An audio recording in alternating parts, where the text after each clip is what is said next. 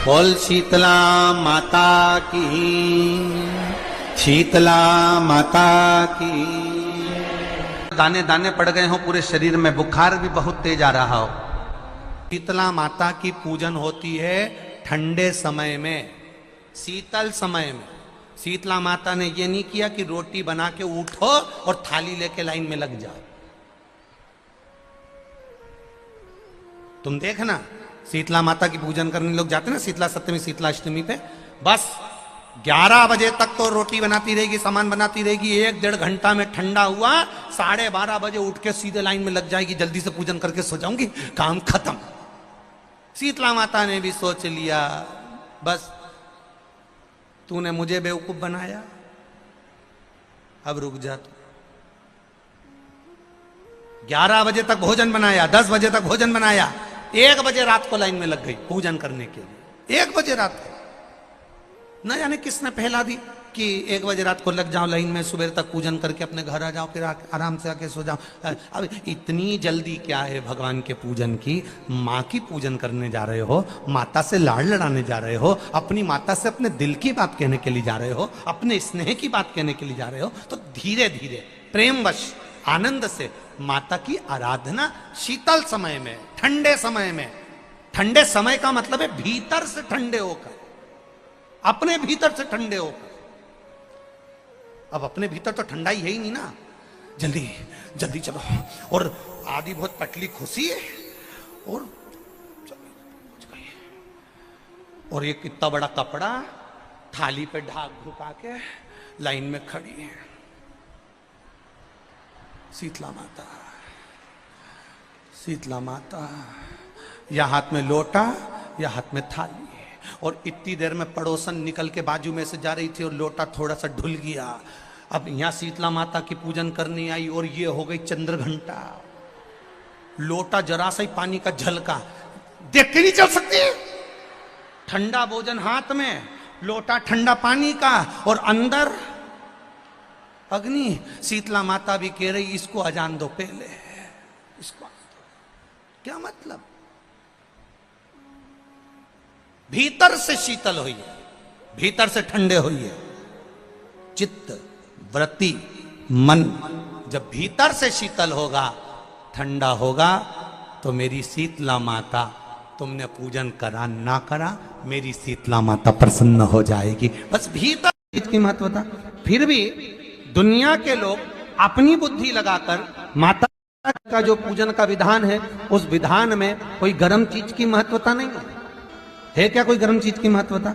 फिर भी दुनिया के लोग अपनी बुद्धि लगाकर माता की जब पूजन करने जाते हैं तो वहां अगरबत्ती भी जलाते हैं और दिया भी जलाते हैं। अब एक तरफ तो तुम माता को ठंडा पानी का भोग लगा रही हो, एक तरफ तो ठंडा भोजन चढ़ा रही हो, एक तरफ तो ठंडे का प्रयास कर रही हो, और ऊपर से माता को तुम दिया लगाकर, अगरबत्ती लगाकर तुम माता को सम्मुख में गर्म तत्व को प्रदान कर रही हो। और फिर आकर कहती हो कि मेरा बच्चा क्यों बीमार पड़ता है, मेरे पति को आगे बार बार ये कष्ट क्यों आता है, घर में लोग चिड़चिड़े क्यों हो जाते हैं, घर में लोग क्लेश क्यों करते हैं, आखिर कारण क्या है? तो कारण तो तुम खुद हो कि जो चीज लिखी है वो ना करते हुए दुनिया जो कर रही है तुम वो करना चाहते। तुम भगवान की पूजन उस विधान से नहीं करना चाहते जो विधान शास्त्रों में।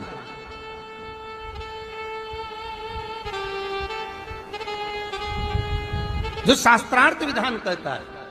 महाराज, शीतला माता की पूजन में कहीं ऐसा लिखा है कि तुम दिया लगाना, अगरबत्ती लगाना? शीतला माता की पूजन में लिखा है 1 लोटा पानी लेना, उस जल में पुष्प आदि लेकर माता को ठंडा भोजन का सुंदर भाव से माता का स्नान कराकर पूजन करना, अर्चना करना, कुंकू चावल रोली मोली जो चढ़ा सकते हो, चुनड़ी वस्त्र आदि जो चढ़ाना हो चढ़ाओ। पर यह नहीं लिखा कि तुम दिया भी लगाना कि अगरबत्ती भी लगाना, क्योंकि गर्म तत्व मत चाहिए माता। वो शीतल है, शीतला। और अगर तुम दिया लगा भी रहे हो, मान लो दिया अगर तुम लगा भी रहे हो तो उसके सम्मुख ना लगे, उससे दूर, बहुत दूर। घर में औलाद नहीं हुई, संतान नहीं हुई, और अंजना माता गौतम बाबा के पास जाकर कहती है, पिताजी मेरी शादी को इतने 42 वर्ष हो गए, विवाह हुए इतने साल। तो जब माता उमा जब प्रगटी तो उनका केश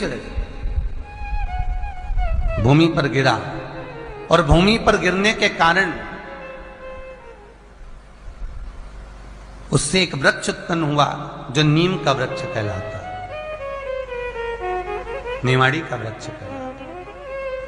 इसलिए साउथ में, दक्षिण में नीम के वृक्ष को स्वयं देवी का प्रतिबिंब माना जाता है।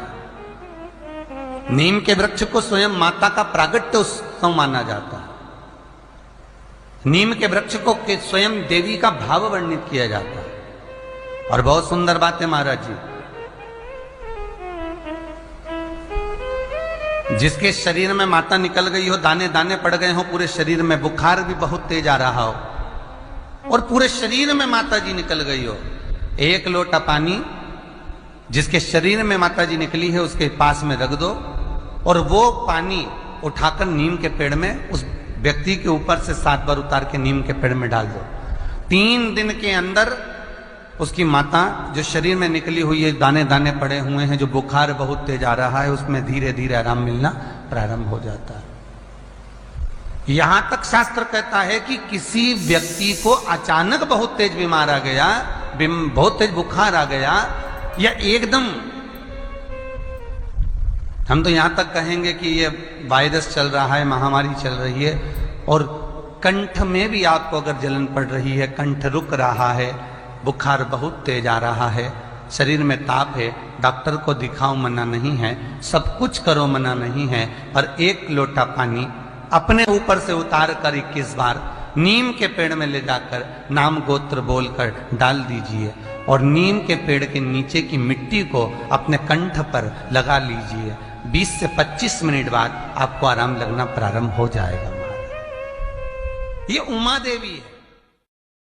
जगह की मिट्टी काया के रोग को ठीक कर देती है महाराज। अगर किसी व्यक्ति को चर्म रोग हो गया, कुष्ठ रोग हो गया, चमड़ी सफेद पड़ गई, रोग समाप्त नहीं हो रहा, बढ़ते जा रहा है, औषधियां आपने बहुत कर ली, तो 3 जगह की मिट्टी आपको फल प्रदान करेगी।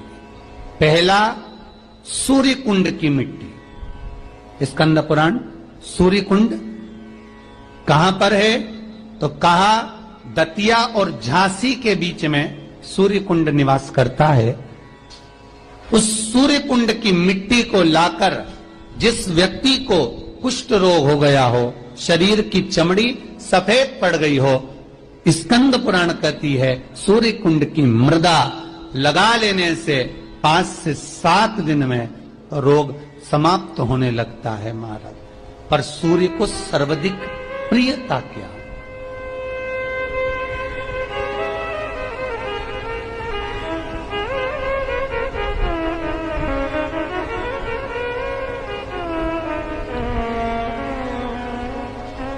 सर्वाधिक प्रियता सूर्य को क्या? क्योंकि सूर्य तपता है, तो उस तपन को मिटाने के लिए सूर्य देवता के शरीर पर गाय का घृत मला जाता है।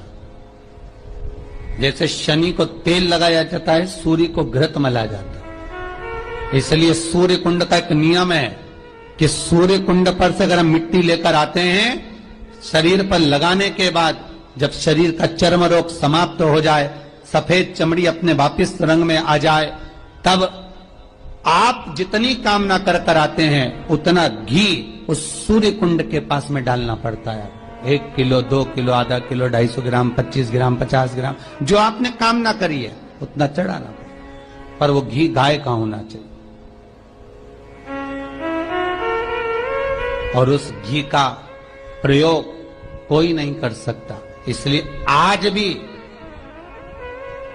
स्कंद पुराण में तो केवल सूर्य कुंड का वर्णन है, घृत का वर्णन है, पर स्थान आज भी झांसी और दतिया के बीच में जो सूर्य कुंड विराजमान है, आज भी वहां पर कुंड के पास में एक घी का कुआं है जिसमें घी डाला जाता है, पर उस घी का प्रयोग कोई दुनिया का व्यक्ति नहीं कर सकता। जो करता है वो शरीर में फपोले पड़ जाते हैं और बाद में सड़कर मर जाता है।